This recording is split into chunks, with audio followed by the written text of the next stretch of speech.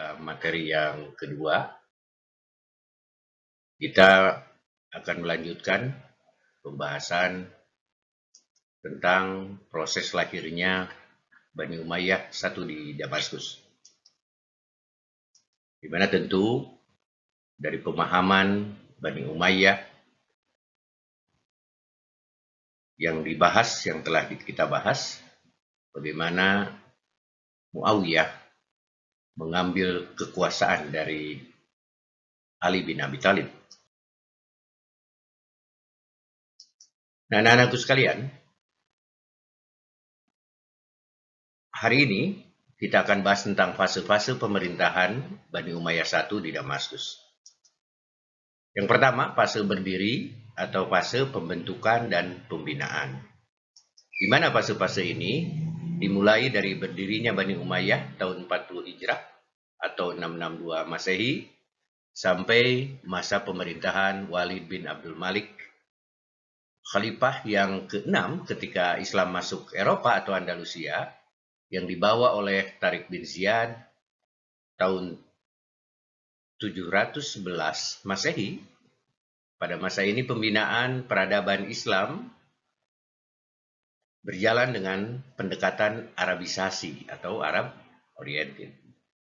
Bagaimana dibahas kemarin, bahwa Arab Oriented ini adalah sikap dari Bani Umayyah yang lebih mementingkan bangsa Arab. Begitu. Arab Oriented ini yaitu pengembangan peradaban yang berciri Arab.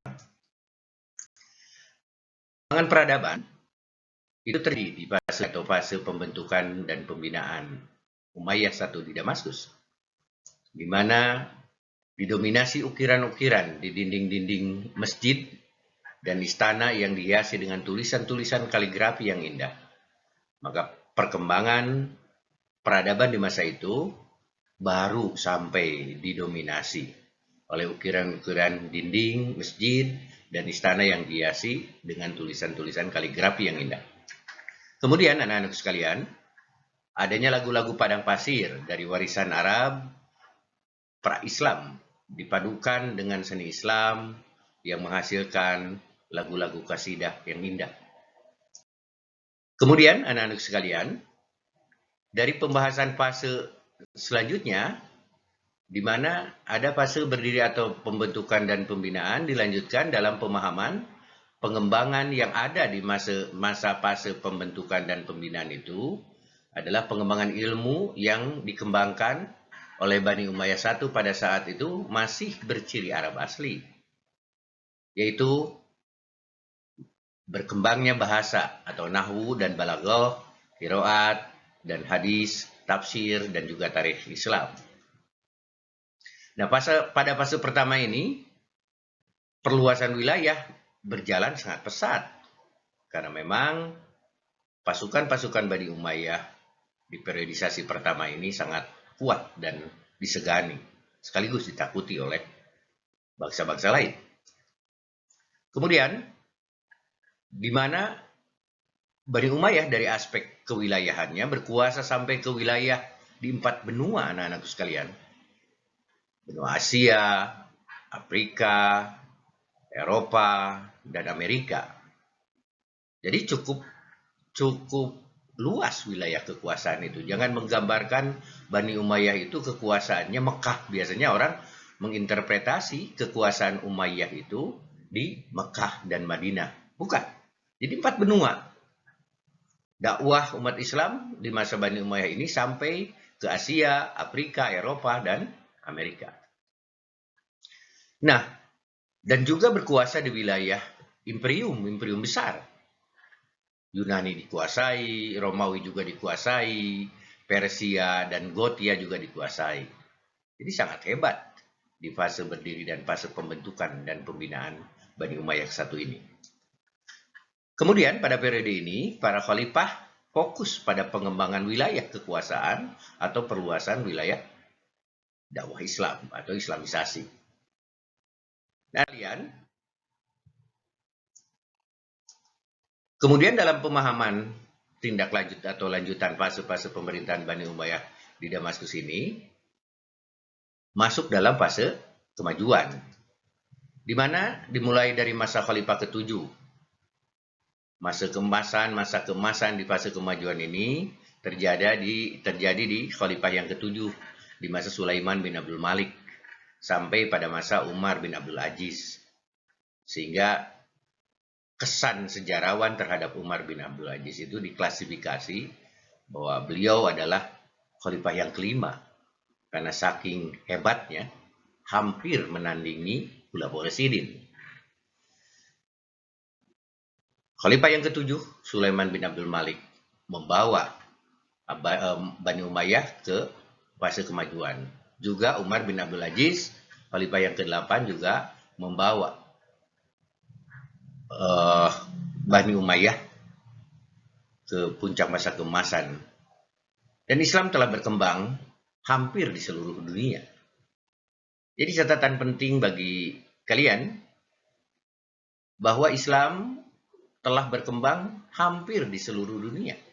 Mana saja, kita tahu bahwa dari wilayah Asia Tenggara sampai Asia Timur jauh.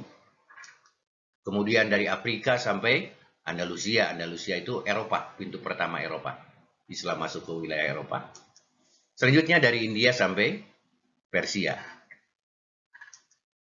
Dalam gambaran yang kita kaji pada hari ini, di mana fase kemajuan itu juga Islam dibawa oleh para sahabat-sahabat Nabi, ya anak-anak sekalian. Jadi ke wilayah-wilayah itu dibawa oleh para sahabat-sahabat Rasulullah SAW. Di antaranya Uqbah bin Nafi dan Musa bin Nusair membawa Islam, mendakwakan Islam di Afrika Utara. Kemudian Sa'ad bin Abi Waqqas membawa dan mendakwakan Islam di wilayah Cina dan termasuk Indonesia. Sa'ad bin Abi Waqqas ini. Kemudian Abdullah bin Abi Sara itu membawa Islam, mendakwakan Islam di India. Kemudian Tariq bin Ziyad tentu kita kenal, nanti ada pembahasan khusus untuk Tariq bin Ziyad ini. Tariq bin Ziyad mampu membawa Islam menembus ke pintu gerbang Eropa, yaitu Andalusia. Anak-anak sekalian, apa sih bentuk-bentuk peradaban yang tumbuh di masa itu? Kita lihat bahwa muncul ilmu pengetahuan, qiraat, nahwu, balaghah, tafsir, hadis, dan sejarah muncul di masa Bani Umayyah. Meskipun tentu dalam pembahasan pertama kita bahwa prestasi Bani Umayyah adalah perluasan wilayah dakwah Islam. Tapi di masa Bani Umayyah juga muncul pengembangan ilmu pengetahuan. Hanya batasannya dalam hal qiraat, nahwu, balaghah, tafsir, hadis, dan sejarah. Kemudian bangunan fisik. Di masa Bani Umayyah satu ini juga muncul keadaban dan peradabannya, yaitu dalam bidang bangunan fisik. Istana, masjid, pengairan, irigasi, dan jembatan itu sudah dibangun di masa Bani Umayyah yang pertama ini. Kemudian fasilitas pendidikan juga itu telah dibangun di masa Bani Umayyah. Di antaranya kutab, halaqah di masjid, dan majelis munazarah. Itu sudah ada tingkat keberadaban pada masa itu. Dan juga anak-anak sekalian, dibangun departemen pemerintahan. Jadi hampir maju menuju pada sebuah pemerintahan yang sempurna. Kalau kita lihat dari kacamata sekarang begitu. Karena di pemerintahan pada masa Bani Umayyah satu ini juga ada yang disebut Nizamul Ma, itu Kementerian Keuangan begitu. Ada juga Siasi, itu bidang politik. Harbi, itu bidang ketentaraan. Al-Idari, itu bidang administrasi. Juga ada Kodi, itu bidang hukum. Juga ada jawatan pos. Ada juga pengawal istana. Ada juga ketentaraan, sekretaris, dan pengantar surat.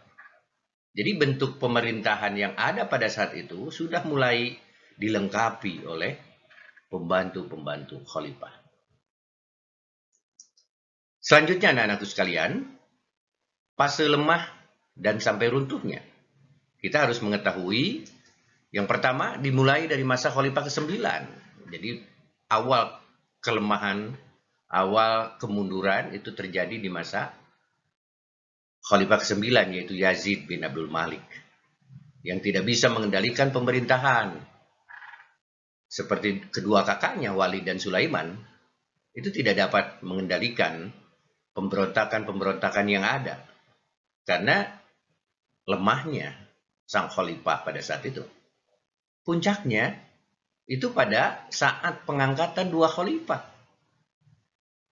Putra dari Khalifah Walid dalam 1 tahun berjalan. Sedangkan dalam Islam, kalaupun ada dua kepemimpinan, maka yang satu itu harus dibunuh.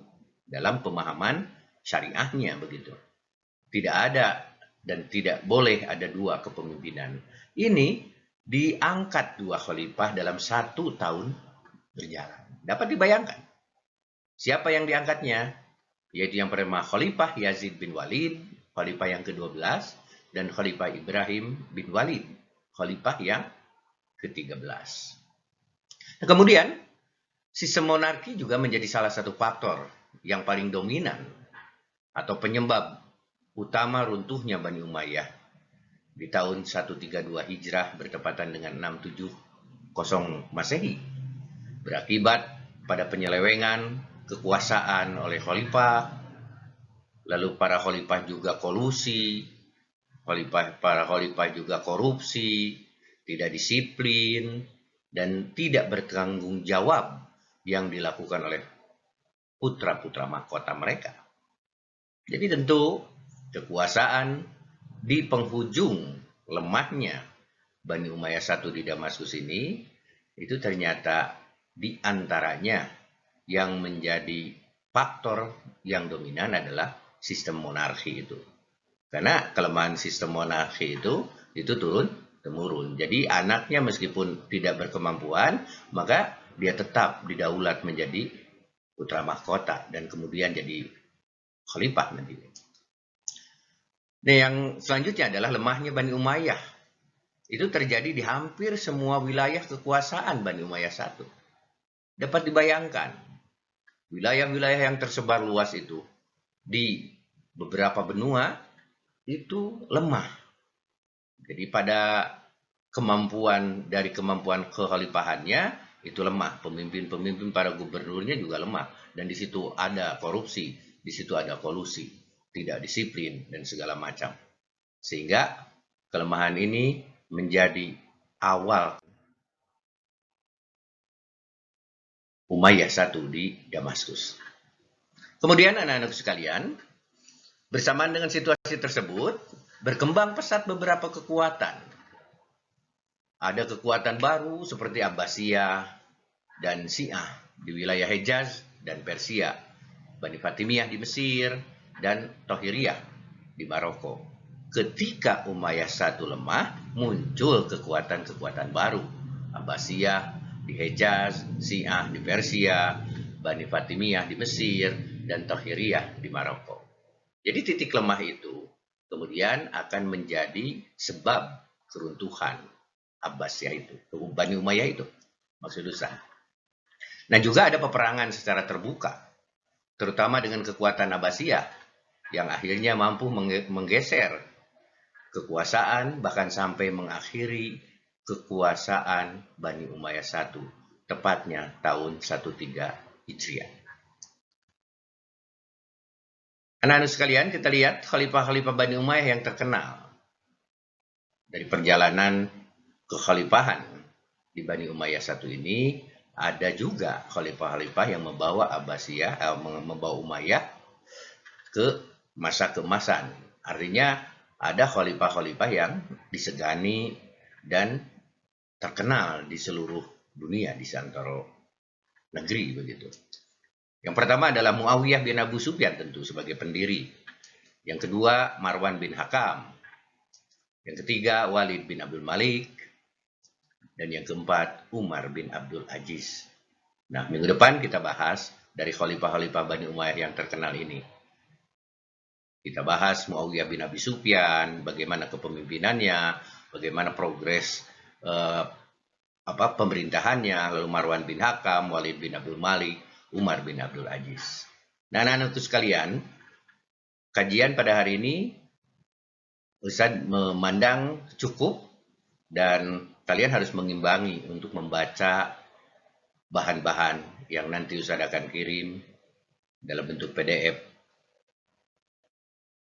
dan kajian-kajian yang lain, dan kalian coba surfing dari internet. Itu saja pertemuan kita hari ini. Terima kasih. Assalamualaikum warahmatullahi